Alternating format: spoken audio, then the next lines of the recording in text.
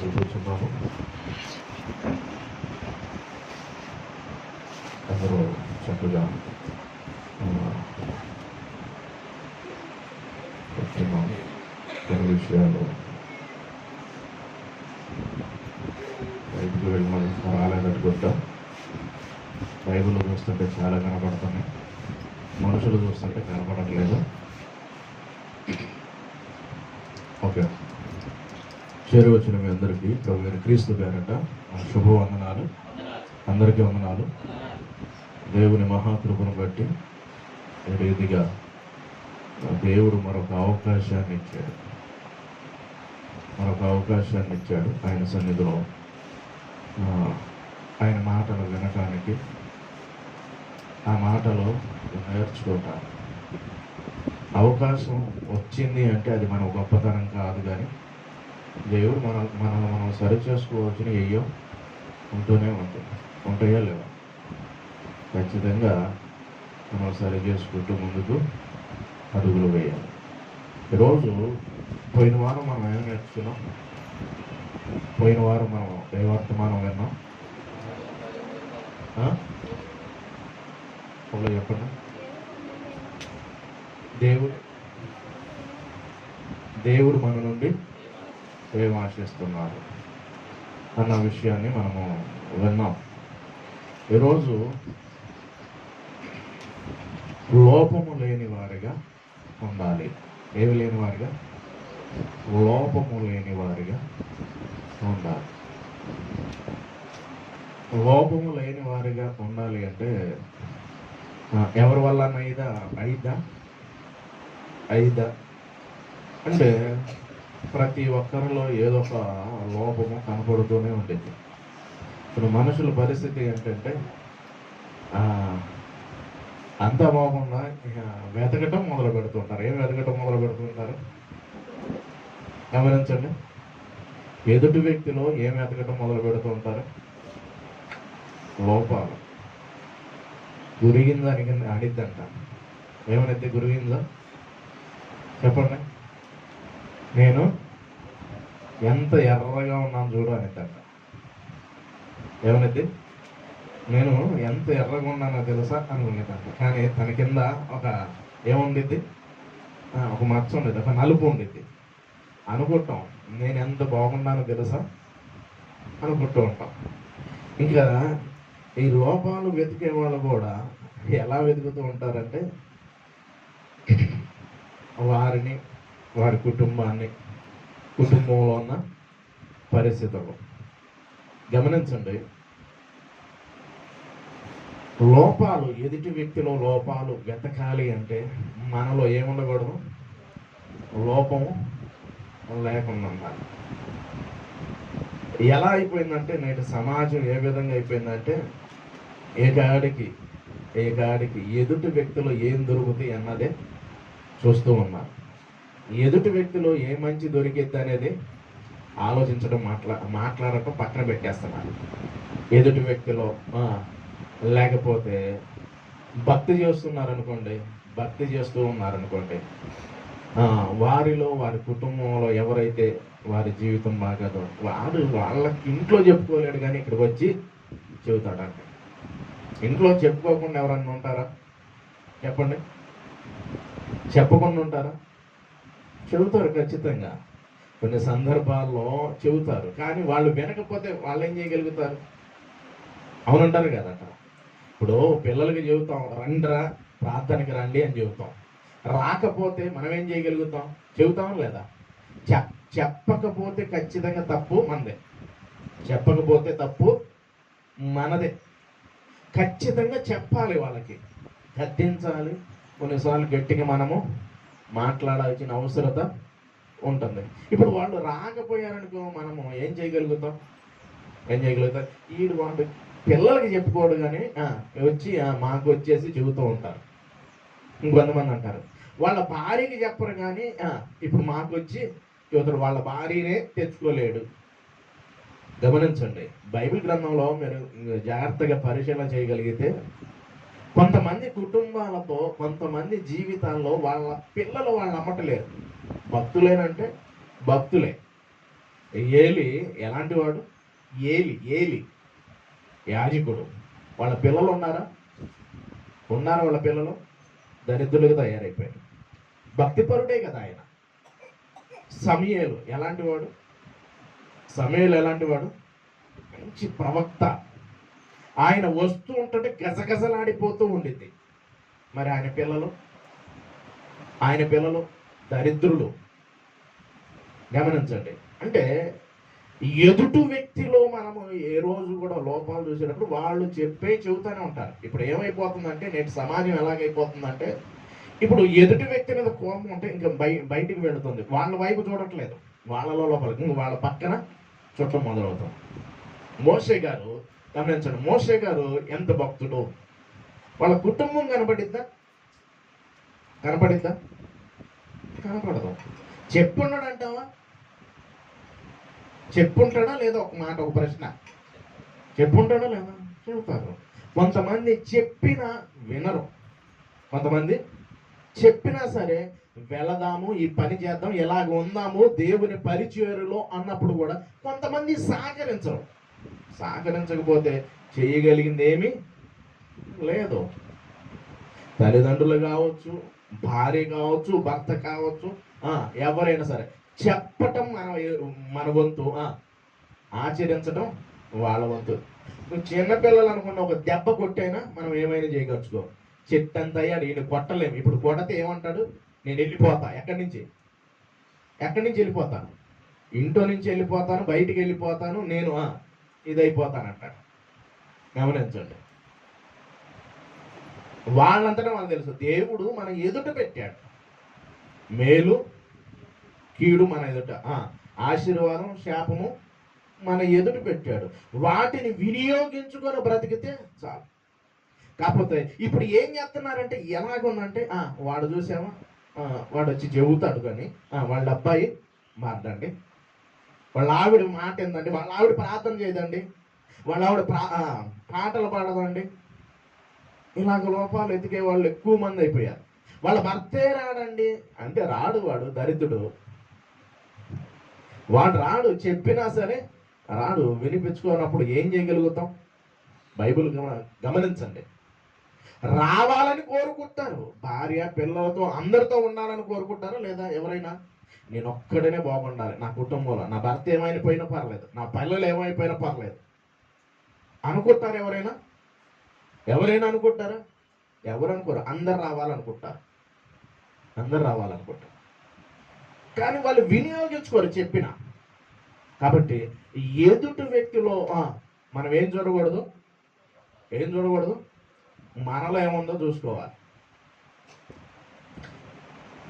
గమనించండి. లోపము లేని వారిగా ఉండాలి. ఎలాంటి లోపాలు? ఏ విషయాల్లో మనకు లోపం ఉంటుంది, ఏ విషయాల్లో మనలో లోపం ఉంటుందో మన వైపు మనం చూసుకోవాలి. ఎందుకంటే ఏం చూపిస్తున్నాం? ఒక వేలు చూపిస్తున్నప్పుడు మన వైపు ఎన్ని ఏళ్ళు చూస్తున్నాం. ఎదుటి వ్యక్తికి కాదు మనం బోధించుకోవాల్సింది, మన వైపు మన జీవితాన్ని చూపించడం మొదలు పెట్టాలి. మన జీవితాన్ని ఒక్కసారి మనిషి పరిపూర్ణమైన దశలోకి రాడు. నేను పదే ఈ మాట చెబుతూ ఉంటాను. ఒక్కసారిగా మనిషి పరిపూర్ణమైన దశలోకి రాడు. అనుసరిస్తూ క్రమక్రమాన మనం అనుసరిస్తూ ముందుకు అడుగులు వేసుకుంటా ముందుకు వెళ్ళాలి. అందుకనే కొన్ని మాటలు రాస్తూ ఉన్నాడు చూద్దాం. తీతు గ్రంథము, క్షమించండి, తీతు పత్రిక గ్రంథం కాదు, తీతు పత్రిక మొదటి అధ్యాయము 5వ వచనములో కొన్ని విషయాలు రాస్తూ ఉన్నాడు. చూద్దాం.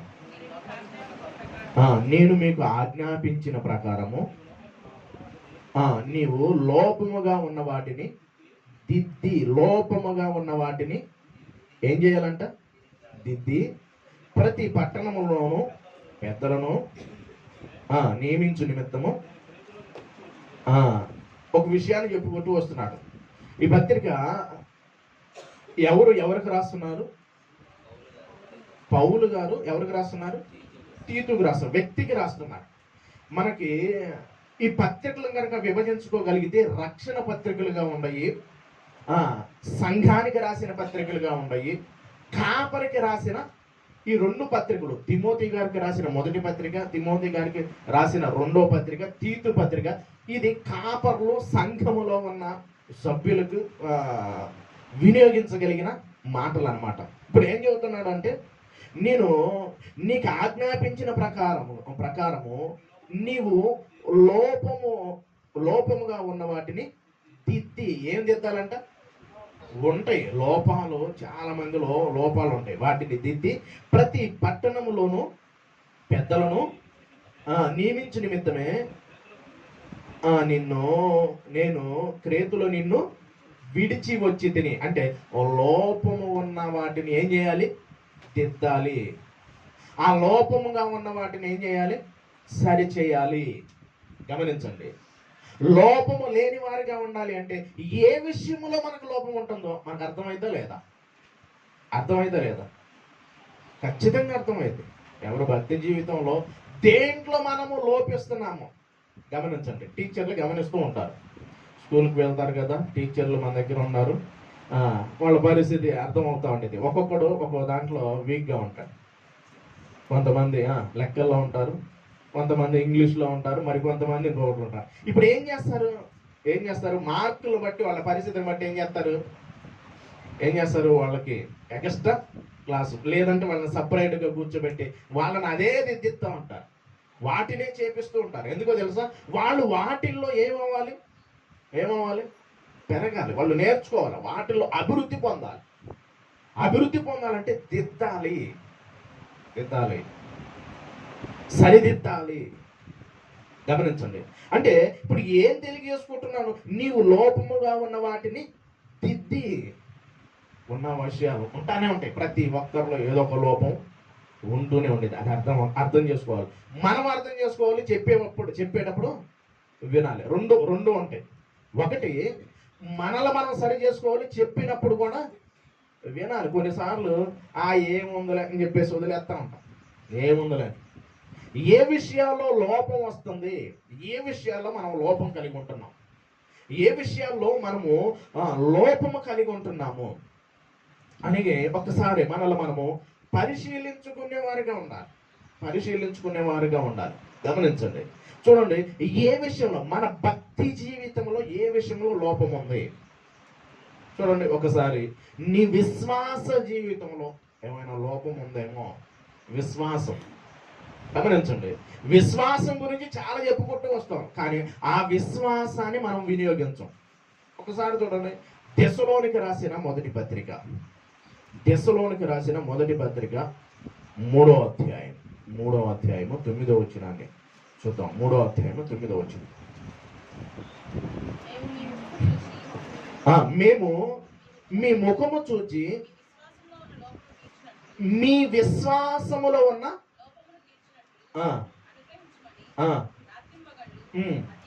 అత్యధికముగా దేవుని వేడుకొనుచుండగా మన దేవుని ఎదుట మిమ్మల్ని బట్టి దేవునికి తగినట్టుగా కృతజ్ఞతాస్తుతులు ఎలాగ చెల్లింపగలము అంటే విశ్వాసములో ఎలాగ ఉండాలి అంట? విశ్వాసములో ఉన్న లోపము తీర్చున్నట్లు. విశ్వాసంలో ఏమొచ్చేస్తుంది? లోపం వచ్చేస్తుంది. గమనించండి, ఒకప్పుడు విశ్వాసముతో అనేకమైన కార్యక్రమాలు చేసామా లేదా? విశ్వాసంతో చేసామా, లేకపోతే మన దగ్గర ఉండి చేసామా? ఒకప్పుడు విశ్వాసముతో ఎంత దూరమైన ముందుకడుగులు వేసేసేవాళ్ళు. ఇప్పుడు విశ్వాసములో ఏమొచ్చేస్తుంది? లోపం వస్తుంది. గమనించండి, విశ్వాసము లేకుండా దేవునికి ఇష్టలై ఉండట అసాధ్యము. అంటే విశ్వాసంలో ఉండే కొద్ది విశ్వాసం పెరిగిపోవాల్సింది. ఇప్పుడు విశ్వాసములో ఏమైపోతుందో తెలుసా? లోపం కనబడుతుంది. విశ్వాసులకి ఏమున్నట్లేదు? గమనించండి, విశ్వాసము ఉన్నట్ల. విశ్వాసులకి ఏమున్నట్లేదు? విశ్వాసం ఉన్నట్ల. విశ్వాసముతో ముందుకు అడుగులు వేయటమే అంతే. విశ్వాసముతో మనము ముందుకు అడుగులు వేస్తున్నప్పుడు దేవుడు కార్యాలు చేయటం మొదలు పెడతాడు అన్నమాట. ఇప్పుడు ఏమంటున్నాడు అంటే, మీ విశ్వాసములో ఉన్న లోపమును తీర్చున్నట్లు అనుగ్రహం అనే రాత్రి మగళ్ళు అత్యధికంగా దేవుడిని ఏం చేస్తున్నారు? వేడుకుంటున్నారు. అంటే విశ్వాసములో మనము లోపము లేని వారిగా ఉండాలి. దేవుడు ఖచ్చితంగా చేయగలుగుతాడు. దేవుడు నా జీవితాన్ని మారుస్తాడు, నా పరిస్థితులను నిలబెడతాడు, నాకు ఎదురవుతున్న ప్రతి సమస్యలో నిలబెట్టగలడం ఒక విశ్వాసం ఉండాలి. కానీ ఇప్పుడు విశ్వాసంలో ఏమొచ్చేస్తుంది? లోపం వచ్చేస్తుంది. ఏమో దేవుడు చేయగలుగుతాడో లేదో, దేవుడు చేయగలుగుతాడో లేదో, దేవుడు సహాయం చేస్తాడో లేదో గమనించండి. విశ్వాసము లేకుండా దేవునికి ఇష్టలై ఉన్నట అసాధ్యము. విశ్వాసములో ఏమైనా లోపం వస్తుందేమో ఒక్కసారి మనల్ని మనము ఏం చేసుకోవాలి? ఒకసారి పరిశీలన చేసుకోవాలి, చూసుకోవాలి. ఎందుకంటే విశ్వాసముతో ఒకప్పుడు అనేకమైన కార్యక్రమాలు చేసేవాళ్ళం. విశ్వాసంతో ఎంత బలహీనతలు ఎదురవుతున్నా ముందుకు అడుగులు వేసేవాళ్ళం. ఇప్పుడు విశ్వాసంలో ఏమొచ్చేస్తుంది? ఆటోమేటిక్గా ఏమొచ్చేస్తుంది? దేవుడు చేయగలుగుతాడో లేదో, దేవుడు సహాయం చేస్తాడో లేదో అనేది ఒక అవిశ్వాసం వచ్చేస్తుంది. అందుకని యేసుక్రీస్తు ప్రభువారు కూడా శిష్యుల్ని చాలాసార్లు తిట్టాడు. అల్ప విశ్వాసులారా. గమనించండి, విశ్వాసములో మనము లోపము లేని వారిగా ఉండాలి. అల్ప విశ్వాసులుగా మనము ఉండకూడదు. దేవుడు ఖచ్చితంగా నా స్థితిగతులను మారుస్తాడు. లోపము మన విశ్వాస జీవితం ప్రయోగిస్తున్నామా? అసలు విశ్వాసాన్ని ప్రయోగించగలుగుతున్నామా? గమనించండి, నమ్ముటని వల్లైతే నమ్మువానికి సమస్తము సాధ్యమే. నువ్వు నమ్మకంతో, విశ్వాసముతో దేవుడు నా జీవితంలో కార్యం చేయగలడు అని ఒక నమ్మకముతో కనుక నువ్వు ముందుకు అడుగులు వేయగలిగితే దేవుడు సహాయం చేస్తూ ఉంటాడు. గమనించడం. కొరింథీయులకు రాసిన రెండవ పత్రిక 13వ అధ్యాయము నుండి చూద్దాం. కొరింథీయులకు రాసిన రెండవ పత్రిక 13వ అధ్యాయము 5వ వచనం నుండి చూద్దాం. 5వ వచనం. మీరు విశ్వాసము గలవారై ఉన్నారో లేదో మిమ్మును మీరే శోధించుకొని చూచుకొనండి. మిమ్మల్ని మీరు అసలు విశ్వాసంగా ఉంటున్నారా లేదా? ఎవరు చూసుకోమంటున్నారు? ఎవరికి వారుగా మనల్ని మనమే ఏం చేసుకోవాలి? చూసుకోవాలి. పిల్లలు మనల్ని మనమే చూసుకోవాలి. మనల్ని మనము చూసుకోగలిగితే మన పరిస్థితి అర్థమైపోతూ ఉంటుంది. భక్తి జీవితంలో, విశ్వాసంలో ముందుకు అడుగులు వేసేవారిగా ఉంటున్నామా, ఆగిపోతున్నామా? అందుకని చెబుతున్నాడు, మిమ్మల్ని మీరు చూసుకోండి. గమనించండి, మీరు విశ్వాసము గలవారో ఉన్నారో లేదో మిమ్మల్ని మీరే చూచుకొనండి. మిమ్మల్ని మీరే పరీక్షించుకొనండి. మీరు ఎవరు కాని ఎడల, మీరు భ్రష్టులు కాని ఎడల మీలో ఉన్నాడని మిమ్మల్ని గూర్చి మీరే ఎరగరా. చూడండి పిల్లరా, ఎలాంటి మాట మాట్లాడుతున్నాడు అంటే, దేవుడు ఉన్నాడు. ఒకప్పుడేమో దేవుడు ఉన్నాడు, దేవుడు నాకు సహాయం చేస్తాడు, దేవుడు నన్ను నిలబెడతాడన్న వాళ్ళు ఇప్పుడు ఏమంటున్నారు? ఉన్నాడు అసలు దేవుడు అనేవాడు ఉంటే మాకేనా ఇన్ని కష్టాలు, మాకేనా ఇన్ని అనారోగ్యాలు, మాకేనా ఈ పరిస్థితులు? చూడండి ఎలాంటి మాటలు వచ్చేస్తున్నాయో చూడండి. ఏ విధంగా మాట్లాడుతున్నారు అంటే మిమ్మల్ని మీరు మీరు భ్రష్టులు కాని ఎడల యేసుక్రీస్తు మీలో ఉన్నాడని మిమ్మల్ని గూర్చి మీరే ఎరగరా. మీలో ఉన్నాడు. ఒక మాట మాట్లాడుతున్నాడు. లోకములో ఉన్నవానికంటే మీలో ఉన్నవాడు ఎలాంటి వాడంట? గొప్పవాడు. లోకములో ఉన్నవాడి కంటే మీలో ఉన్నవాడు గొప్పవాడు. మనలో ఉన్న ఆయన పెట్టుకొని మనం ఏమనుకుంటున్నాం? ఏమీ లేదు, పరిస్థితి ఏమీ లేదు, అంతా మారిపోయింది, నా జీవితం ఇలాగైపోతుంది, మా పరిస్థితి ఇలాగైపోతుంది అంటే విశ్వాసంలో ఏమొచ్చేస్తుంది? గమనించండి, లోపం వస్తుంది. విశ్వాసంలో లోపం వస్తుంది. విశ్వాసముతో ముందుకు అడుగులు వేయవలసిన మన జీవితంలో విశ్వాసములో లోపం వచ్చేస్తుంది. అందుకనే ఇంక చూడండి, భక్తి లేదు, ఏమీ లేదు అని చెప్పేసి ఆలోచనలు వస్తూ ఉంటాయి. ఇలాంటి ఆలోచనలు వస్తూ ఉంటాయి. ఇంకా మాట్లాడుతున్నాడు చూడండి. ఇంకా చూడగలిగితే 6వ వచనం.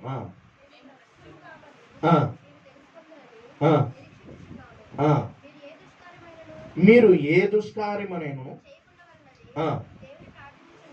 మీరు ఏ దుష్కార్యము చేయకుండా వలననే దేవుని ప్రార్థించుతున్నాను.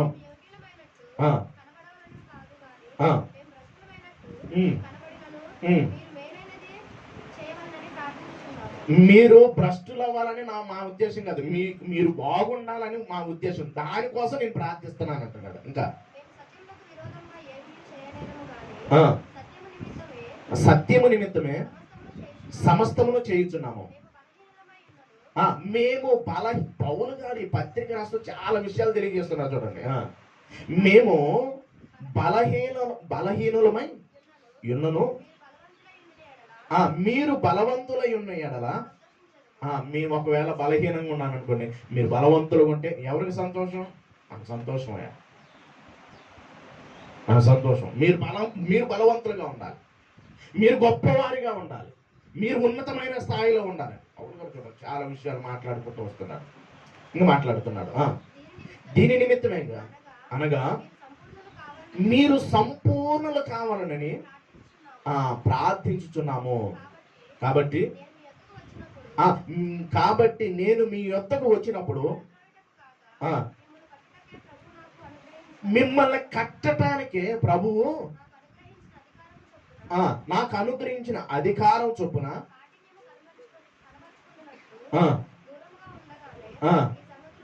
నేను దూరంగా ఉండగానే ఈ సంగతులన్నీ మీకు రాస్తున్నానయ్యా. మీరు ఎలాగ ఉండాలంటే గొప్పవారిగా ఉండాలి, మీరు ఎలాగ ఉండాలంటే కట్టబడాలి, మీరు ఎలాగ ఉండాలంటే ఉన్నతమైన స్థాయిలో ఉండాలి. పౌలు గారు ఈ కొరింథీలో ఉన్న సంఘానికి మాటలు రాస్తున్నారు. ఎందుకంటే మీరు విశ్వాసములో లోపము లేని వారిగా ఉండాలి, విశ్వాసం పెరిగిపోతూ ఉండాలి, దేవుని కొరకు ఇంకా బ్రతకటానికి ముందుకు అడుగులు వేసేవారుగా ఉండాలి. గమనించడం.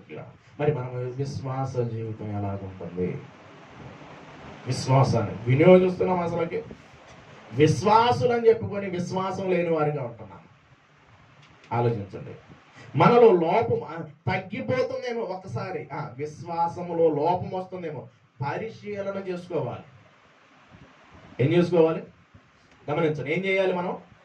మనల్ని మనం పరిశీలన చేసుకోవాలి. ఒకళ్ళ గురించి అనవసరం. నిన్ను నువ్వే ఏం చేసుకోమంటున్నాడు? పరిశీలించుకో. నీ భక్తి జీవితం ఎలాగుంటుంది, ఏ విధంగా అయిపోతున్నావు, ఎలాంటి స్థితిలో నువ్వు వస్తున్నావు. దేవుని ప్రేమ విషయంలో, పరిచర్య విషయంలో మరొక విషయాన్ని కూడా చూద్దాం. దేవుని ప్రేమించే విషయాల్లో, పరిచర్య విషయంలో ఎలాగుందో కొన్ని విషయాలు కనుక మనం చూడగలిగేది. చూడండి ఒకసారి. ప్రకటన గ్రంథము 2వ అధ్యాయం. ప్రకటన గ్రంథము 2వ అధ్యాయం 4వ వచనం. 2వ అధ్యాయం 4వ వచనం. మొదట నీకున్న ప్రేమను నీవు వదిలితివని నేను నీ మీద తప్పు ఒకటి మోపవలసి ఉంది అంటున్నాడు. మొదట్లో ఎలాగుంది నీ పరిస్థితి? మొదట్లో నీ జీవితం ఎలాగుంది? విశ్వాస జీవితంలో లోపం గురించి మాట్లాడుతున్నాం. ఇప్పుడు ప్రేమ అనే విషయంలో మొదటలో నీకున్న ప్రేమ గురించి ఆయనను ఎవరికి రాస్తున్నాడు? ఇది ఎఫెసీలో ఉన్న సంఘానికి తెలియజేస్తున్నాడు. ప్రకటన గ్రంథం ఈ మాటలు రాస్తూ చాలా విషయాలు రాస్తూ ఉంటాడు. ఆయనను మొదట నీకున్న ప్రేమను నీవు వదిలితివి, నేను నీ మీద ఒకటి తప్పు మోపవలసి ఉంది. నువ్వు ఏ స్థితిలో పడిపోతావు అది జ్ఞాపకం చేసుకుని నువ్వేం చేయమంటున్నాడు? మారు మనసు పొందమంటున్నాడు. ఇట్లా గమనించండి. ప్రేమ జీవితంలో దేవుణ్ణి ప్రేమించే విషయాలు ఏమైనా లోపం ఉందా? వాటిని సరి చేసుకునే వారిగా ఉందాం. తీతు పత్రిక అనేకమైన రిఫరెన్స్లు ఉన్నాయి, రాసుకోండి. చాలా విషయాలు ఉన్నాయి. తీతు గారికి రాసిన పత్రిక 2వ అధ్యాయం 2వ వచనాన్ని నుండి చూద్దాం. మనం ఎలాగ ఉండాలో. ఏలయనగా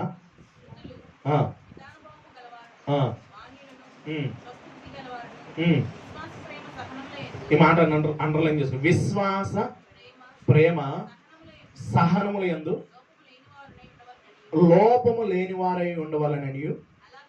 గమనించండి, విశ్వాస ప్రేమ. మొదటిది మనం ఏం చేసుకున్నాం? విశ్వాసములు ఏముంది? లోపం ఉంది. రెండోది ప్రేమ సహనముల యందు లోపము లేని వారిగా ఉండాలి. లోపము లేని వారిగా ఉండాలని దేవుని ఉద్దేశమే ఉంది పిల్లలు.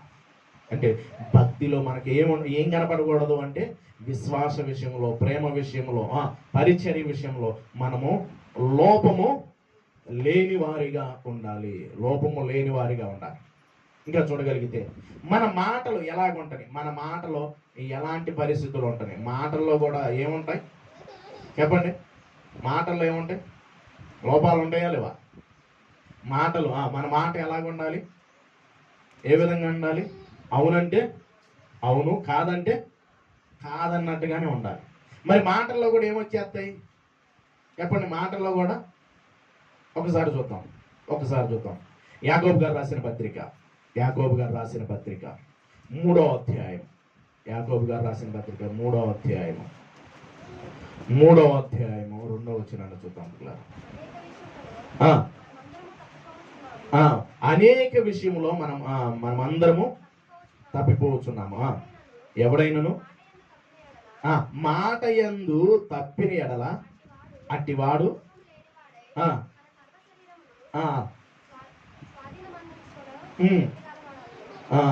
ఒక విషయాన్ని చెప్పుకుంటూ ఉంటున్నాడు. ఏమేంటంటే అనేక విషయంలో మనమందరము ఏ విషయాలు అంటే మాట అయితే చెప్పేస్తాం. ఏం చెబుతాం?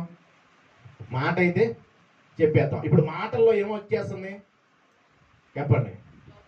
లోపం వస్తుంది. మన మాట ఎలాగుండాలంటే వీడు మాటలు అయితే చెబుతాడు కానీ చేతలు అయితే ఇంకొక సామెత ఉండేది లోపంలో.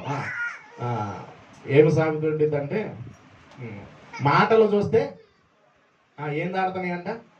కోట్లు దాటిపోతున్నాయి. వీడు మాట్లాడుతున్నాయి, వీడి మాటలైతే కోట్లు దాడుతున్నాయి. చేతలు చూస్తే ఏముండవు. మాటలు చూస్తేనేమో ఇంక అస్సలకి దంచి కొట్టడే అనమాట. గమనించండి. అంటే మాటలు మనమందరం కూడా ఏ విషయంలో తప్పిపోతున్నాం అంటే మాట అయితే ఇస్తున్నాం. ఏమైనా ఇస్తున్నాం? ఇదిగో నేను ఇది చూసేసుకుంటాను, నేను ఇప్పుడు వచ్చేస్తాను, ఇప్పుడు నేను చేసేస్తాను, ఇదిగో నీ వెనకమాలే నేను ఉంటానంటాను. అంటున్నావా లేదా? సరి చేసుకోవాల్సింది. ఎందుకంటే మనము సరి చేసుకోవడానికి దేవుడు మాట్లాడుతున్నారు. ఎవరు లోపం లేని వాడు ఎవడో ఉండడం. కానీ లోపాలు ఎతకటానికి ప్రయత్నించగాకండి. ఎవడికి వాడిగా మనము సరి చేసుకోవటానికి ప్రయత్నించాలి. మన భక్తి జీవితంలో ముందుకు అడుగులు వేయాలంతే. భక్తి జీవితంలో ఉన్నతంగా ఉండాలని దేవుని ఉద్దేశమైంది. మనమందరము అనేక విషయంలో మనమందరము తప్పిపోతున్నాము. ఎవడైనను మాట యందు తప్పని అట్టి వాడు లోపము లేని వాడై మాట యందు తప్పిపోకుండా ఉంటే మనము లోపము లేని వారిగా ఉంటాం. మాట యందు తప్పిపోతా ఉంటుంటే మాట ఇచ్చి, గమనించండి, మాట ఇచ్చి తప్పిపోతా ఉంటుంటే మాట అనేక సార్లు మనం మాట ఇస్తూ ఉంటాం. మాట ఇచ్చి ఏమైపోతాం? ఇప్పుడు మాటలో ఏమొచ్చేస్తుంది? లోపం వస్తుంది. ఇదిగో నేను వచ్చేస్తాను, నేను చూసేస్తాను. ఎన్నిసార్లు మనం తప్పిపోతాం. లోపాలు కనపడుతున్నాయి. లోపము లేని వారికి మనం ఉండాలని దేవుని ఉద్దేశం. వాటిని సరి చేసుకుంటూ మనం ముందుకు అడుగులు వేయాలని దేవుని ఉద్దేశం. అందుకని మాట్లాడుతూ ఉన్నాడు. చూడండి, మత్తయి గారు రాసిన సువార్త 12వ అధ్యాయం.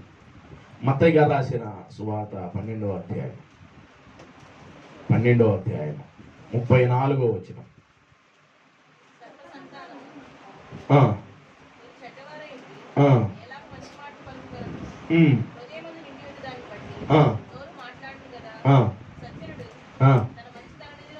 ఇవన్నీ మాట్లాడుకుంటూ వస్తూ ఒక విషయాన్ని చెబుతాడు. ఏమని చెబుతూ ఉంటాడంటే, నేను మీతో చెప్పున్నది ఏమనగా విమర్శ దినమందరం మీ మాటలను బట్టి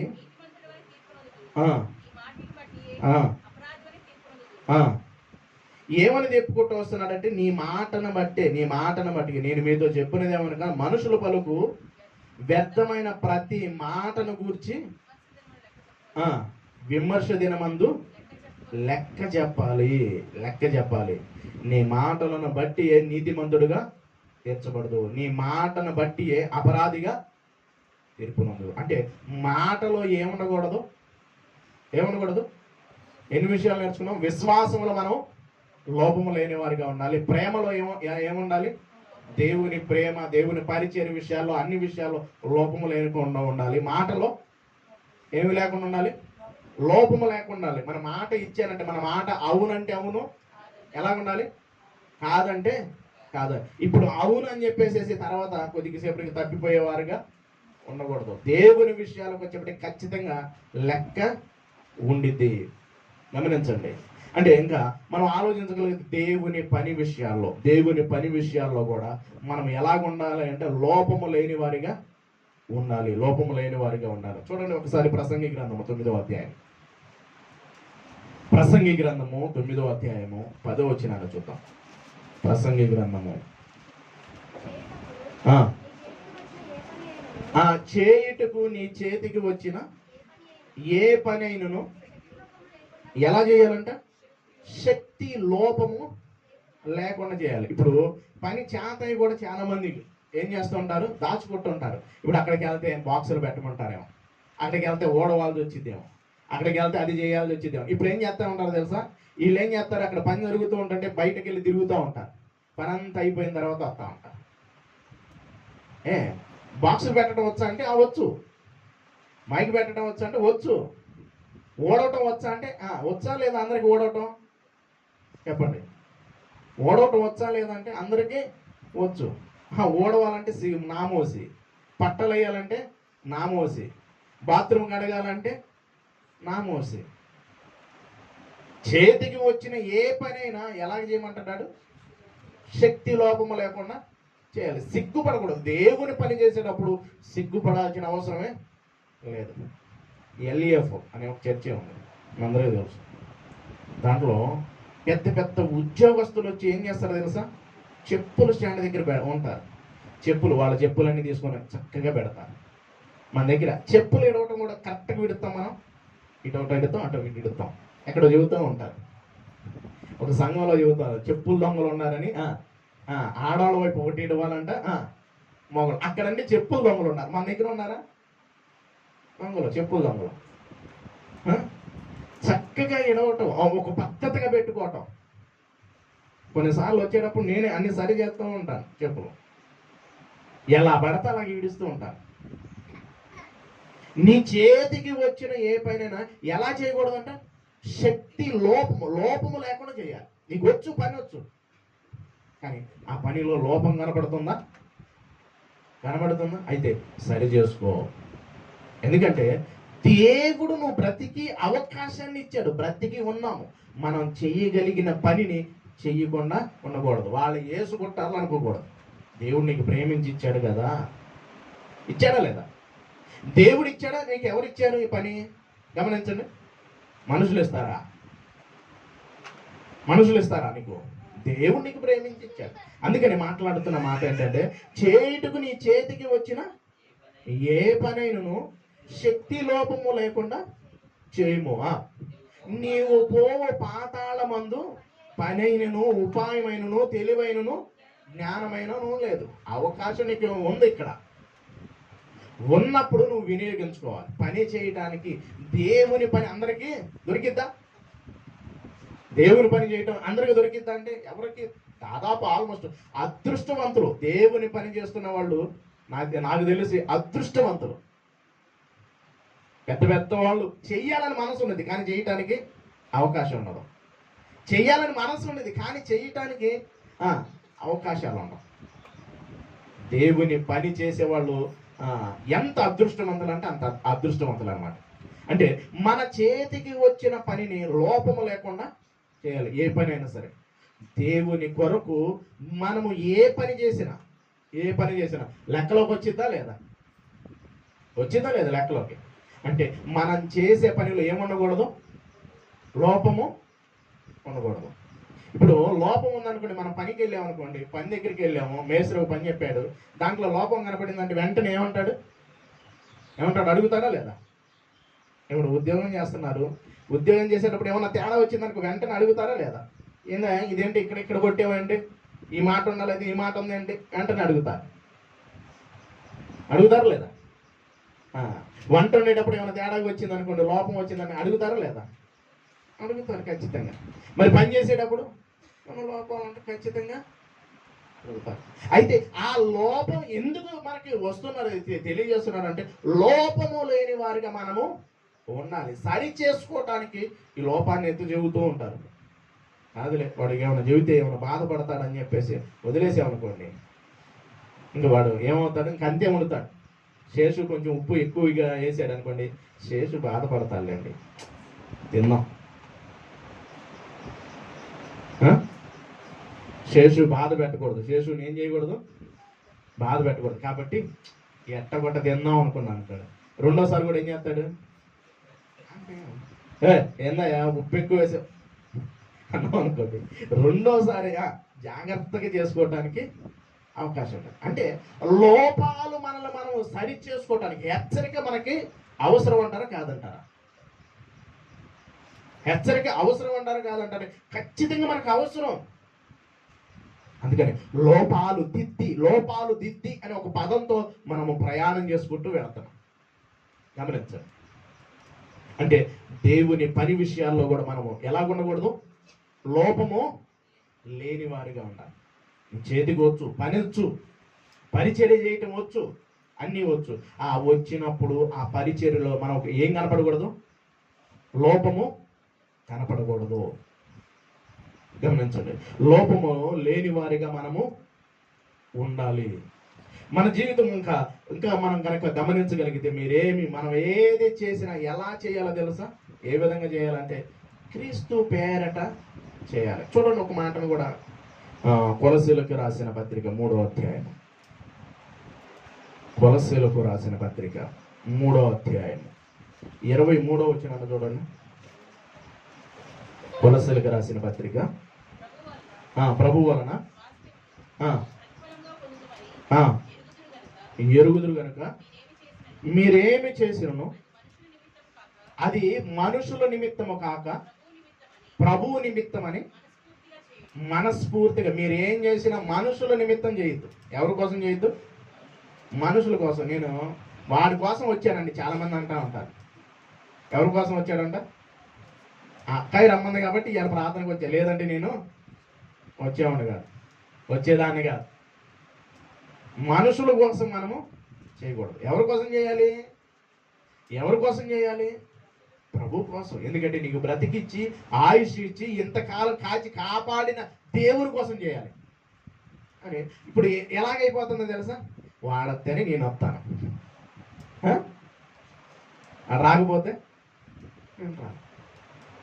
గమనించండి, వాళ్ళు పిలిచారు కాబట్టి నేను వచ్చాను, లేదంటే వచ్చేవాడిని కాదండి. అలాగే మనుషుల కోసం కాదు, నీ దేవుని కోసం నువ్వు చేయాలి. ఎవరో ఏదో అనుకుంటున్నారని చేయమాకండి. ఎవరో ఏదో అనుకుంటారని మనము చేయకూడదు. ఎలా చేయాలంటే దేవుని కోసం చేయాలి. బ్రతుకిచ్చిన దేవుని కోసం, ఆయుష్ కాలం ఇచ్చిన దేవుని కోసం చేయటానికి మనము ప్రయత్నించాలి.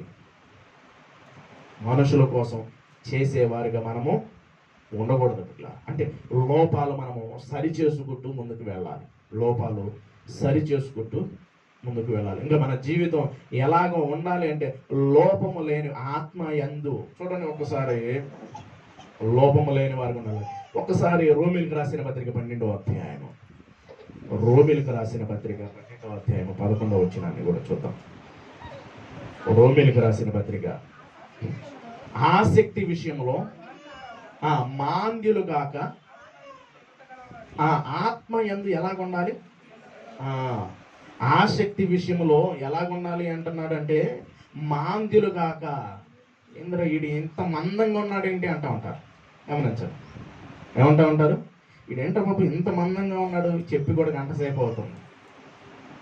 గమనించండి, ఆసక్తి, మీ ఆసక్తి ఎలాగుండాలి అంటే ఇంకా అంచెలంచెలుగా అభివృద్ధి పొందుతూ ఉండాలి. ఆసక్తి విషయంలో మాంద్యులు కాక ఆత్మయందు, ఆత్మలో ఇంకా నువ్వు నిన్ను చూచినప్పుడు, నీ మంటను చూచినప్పుడు ఎదుటి వ్యక్తి ఎలాగా ఉండాలి అంటే ఇంకా పురుకొల్పబడే విధంగా ఉండాలి. ఇంత పరిస్థితి అయినా ఎలాగంటే దేవుని ఆత్మ సహాయం వల్ల నువ్వు ఏమేం చేస్తున్నావు, ముందుకు అడుగులు వేస్తున్నావు. ఏముందలే అనుకుంటే నేను చేయగలిగింది ఏమీ లేదు. కాబట్టి ఇప్పుడు ఈ ఉదయకాలంలో చెబుతున్నాడు, నువ్వు ఎలాగుంటున్నావు, నీ పరిస్థితి ఎలాగుంటున్నావు, ఆత్మ యందు నీకేం కలగాలి, దేవుని పరిచర్య ముందుకు అడుగులు వేసేవారిగా ఉన్నారు పిల్లలు. అందుకని మాట్లాడుతూ ఉన్నాడు అనమాట. అందుకని తెలియజేస్తూ ఉన్నాడు ఆసక్తి విషయంలో నువ్వు ఆసక్తి ఎప్పుడు పట్టుకుండాలి పిల్లలు? మన ఆసక్తి ఎంత పట్టుకుండాలి? ఆదివారం రాగానే ఆసక్తి, మిగతా రోజులు లేదా ఆసక్తి ఏముంది అనుకోకూడదు. లోపాలు మనం సరి చేసుకోవాలి పిల్లరా, ఎందుకంటే లోపాలు కనుక మనం సరి చేసుకోకపోతే ముందుకు అడుగులు వేయలేము.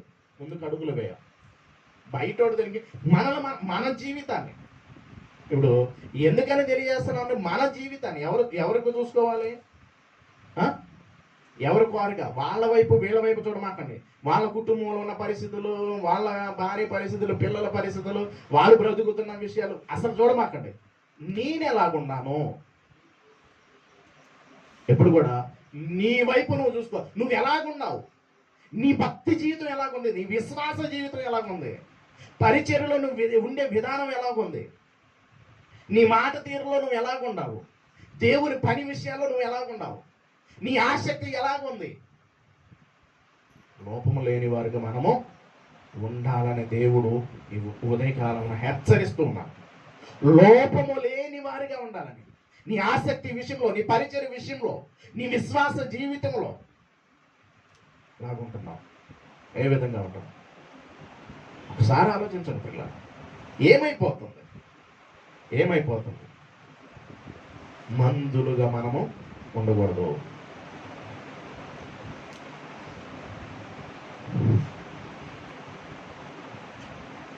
ఇంకా మాట్లాడుతున్నాడు.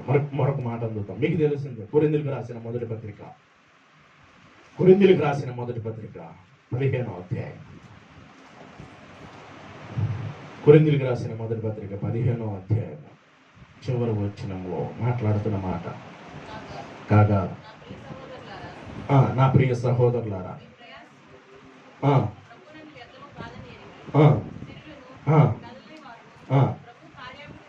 ప్రభు కార్యాభివృద్ధి యందు ఎప్పటికి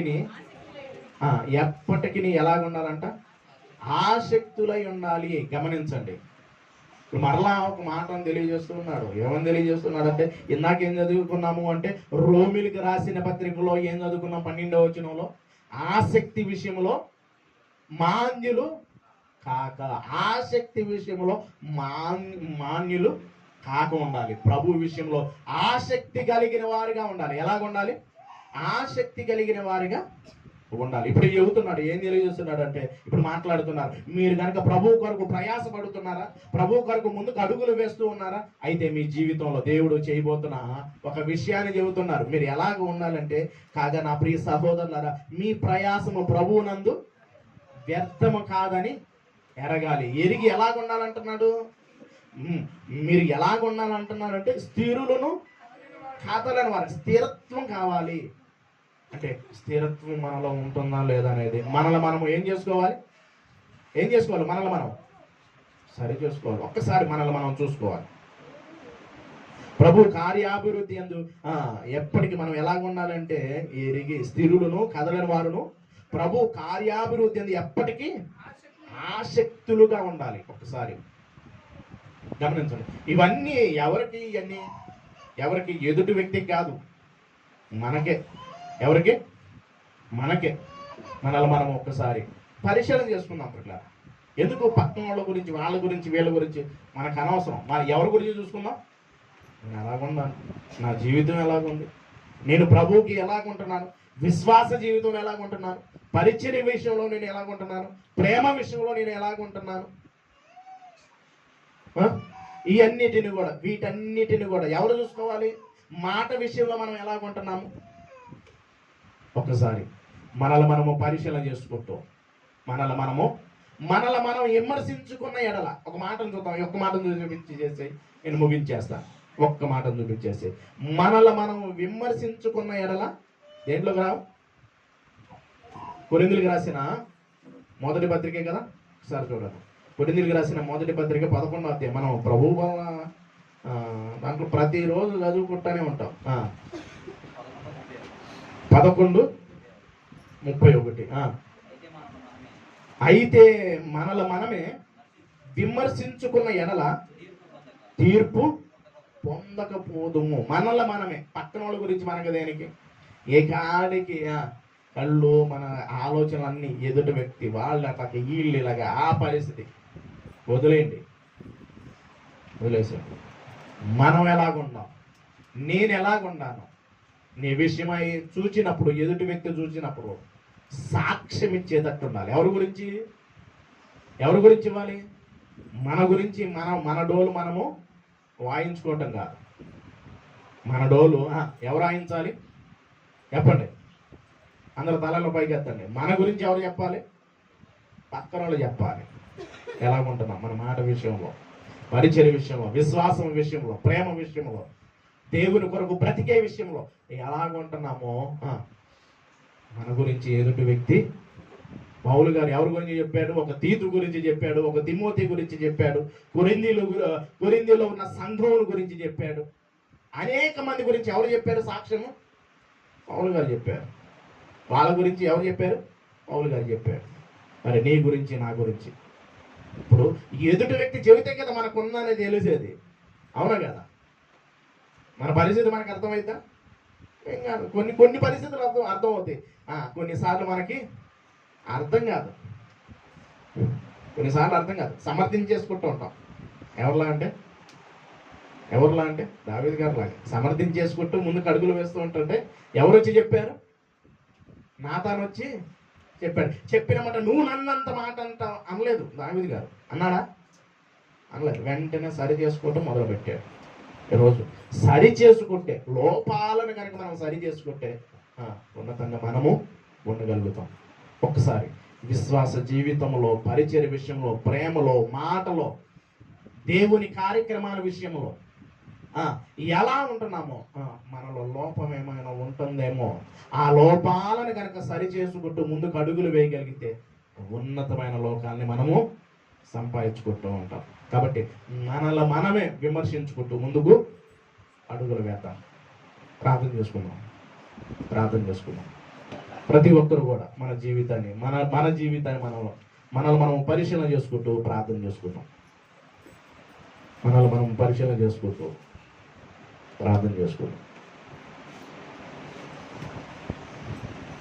ప్రతి ఒక్కరు కూడా మన జీవితంలో ఏ విషయంలో మనం లోపం కలిగి ఉన్నామో, ఒక్కసారి మనల్ని మనం పరిశీలన చేసుకుంటూ